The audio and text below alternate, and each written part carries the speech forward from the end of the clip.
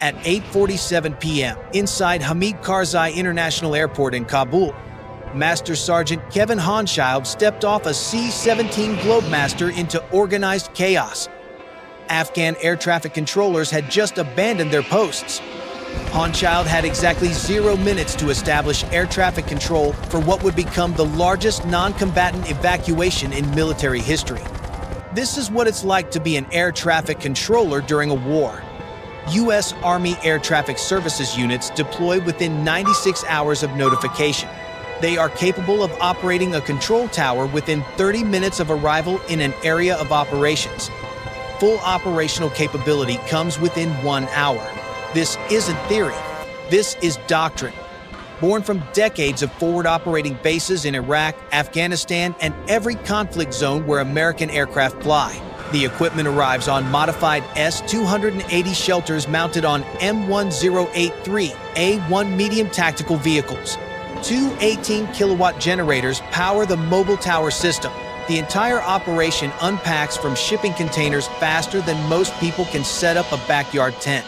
At Al-Taqaddum Air Base in Habaniya, Iraq, during 2008, Lieutenant Colonel Benjamin Kiley commanded an instrument flight rules detachment of nearly 150 Marines. 4 Marine Mobile Air Traffic Control teams under his command pushed forward from the main base. Controllers at these forward locations routinely endured enemy fire while performing their duties. The difference between civilian and military air traffic control became stark. Civilian controllers work from secured facilities with backup power and redundant systems. Military controllers work from tactical shelters in forward operating bases where incoming mortars are a scheduling consideration. The workload breaks standard operating procedures.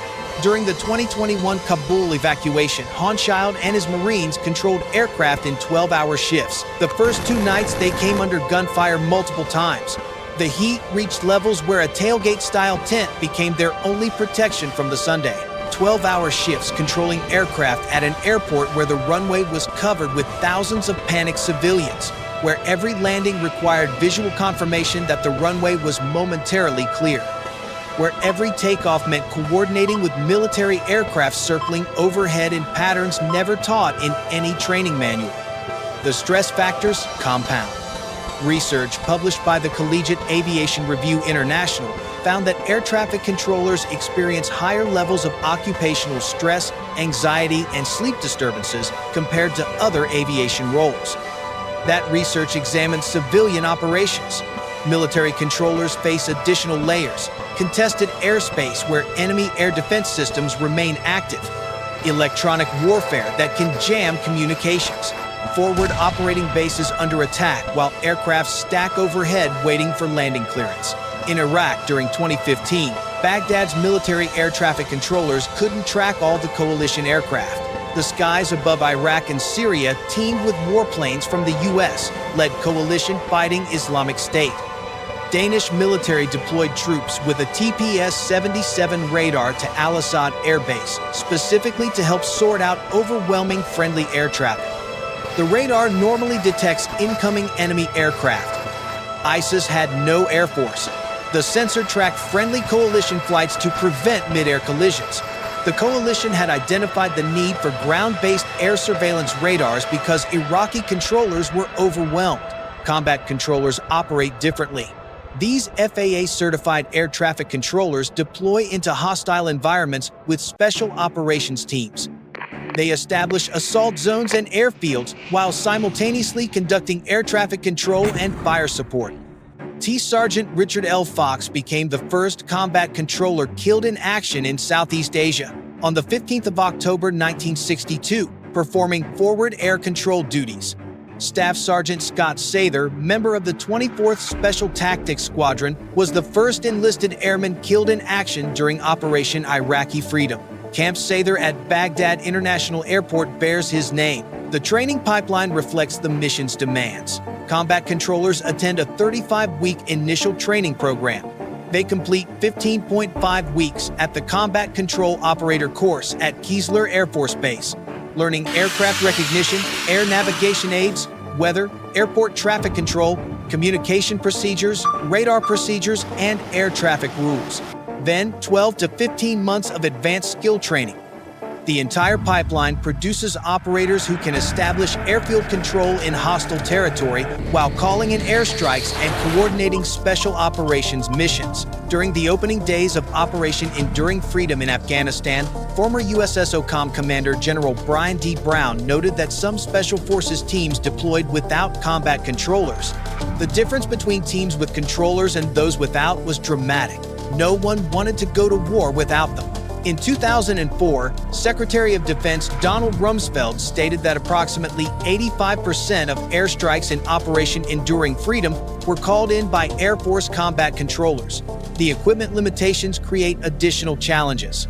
An Army study from 2005 noted that controllers in Iraq were trained to control rotary wing aircraft, but found themselves providing safe, orderly, and expeditious flow of traffic to multiple aerial platforms. Controllers encountered a considerable learning curve, transitioning from helicopter control to managing fixed-wing aircraft, cargo planes, fighters, and reconnaissance aircraft simultaneously. The study recommended simulation training to sustain proficiency levels. Communication failures compound during combat. Radio systems fail. Encryption systems malfunction under field conditions. Backup systems become primary systems. At forward operating bases, controllers work with whatever equipment survived transport and initial setup. The Tactical Tower Communication System provides rapidly deployable tactical ATC communication capability. Recent upgrades include Blue Force Tracker for situational awareness, modernized radios, and improved maintainability. The system hosts on armored or unarmored vehicles depending on threat level. Weather adds another variable. According to the Civil Air Navigation Services Organization, more than 70% of air traffic delays are attributed to adverse weather conditions. Controllers in war zones face the same weather challenges without the infrastructure support. No weather radar systems, no meteorological offices providing detailed forecasts. Controllers rely on pilot reports and visual observation. Dust storms in Iraq reduce visibility to zero. Sandstorms ground aircraft for hours while missions stack up waiting for clearance. The consequences of errors carry different weight. Air traffic control was listed as a cause or contributing factor in at least 135 accidents or incidents dating back to 2010, according to NTSB investigative reports. In 42 of those events, there was at least one fatality. Military operations add mission failure to the equation. Medical evacuation helicopters delayed mean casualties die. Combat resupply missions delayed mean troops run out of ammunition. Air support delayed means ground forces overrun. The C-141 descended below safe minimums and impacted Warrior Peak in Olympic National Forest. 16 passengers and crew died. The two aircraft were at 10,000 feet, approximately 60 miles apart. The controller called the wrong tail number. During operations at forward bases, controllers track military aircraft often operating without standard transponders. Military aircraft disable transponders during combat operations to avoid enemy detection. Controllers rely on radar tracking and radio communication. Formation flying, aerial refueling, and close air support missions require controllers to manage aircraft operating outside standard separation requirements. Military ATC assumes responsibility for separation between military aircraft and between military and civilian aircraft when operating in otherwise civilian-controlled airspace. The human cost extends beyond casualties. Controllers work extended deployments under conditions that would violate civilian labor regulations. Sleep deprivation becomes standard. The physical environment ranges from 120-degree heat in Iraqi summers to sub-zero temperatures in Afghan winters. Tactical shelters provide minimal climate control. Controllers work shifts monitoring screens and conditions that would shut down civilian facilities immediately. At the 2010 Haiti earthquake, combat controllers from the 23rd Special Tactics Squadron arrived at Port-au-Prince Airport within 24 hours. 28 minutes after arriving, the combat controllers assumed authority of air traffic control duties to allow humanitarian aid flights to land safely. The Haitian ATC system had collapsed. The airport had no functioning control tower. Controllers established operations and began managing international relief flights carrying food, water, medical supplies, and rescue teams. Joint Terminal Attack Controllers, JTACs, operate on the front lines, guiding aircraft to precise strike targets while fighting alongside ground troops. Their coordination has drastically reduced civilian casualties. U.S. data shows a 65% drop in deaths from fixed-wing strikes in 2010, thanks in part to these elite Air Force specialists. As Tech Sergeant John Oliver explained, when troops are pinned down and the only weapon left is air support, if the JTAC can't make it happen, everyone's in trouble. Every call they make carries life or death stakes. A wrong vector, a delayed clearance, a misread radar, and people die. Controllers know their mistakes don't mean paperwork or reviews. They mean aircraft down, soldiers lost, missions failed. Years of combat deployments pile on psychological strain few can imagine. That same precision defined August 2021 when Kabul's air traffic control collapsed. Air Force took over, managing one of the largest evacuations in history, 124,000 people in just 17 days. C-17 seconds, Cone 130 seconds, civilian charters and helicopters cycled non-stop on a single chaotic runway. Controllers worked through gunfire, radio failures, and exhaustion. No headlines, no applause. Just professionals performing the impossible under fire. Their title says Air Traffic Controller.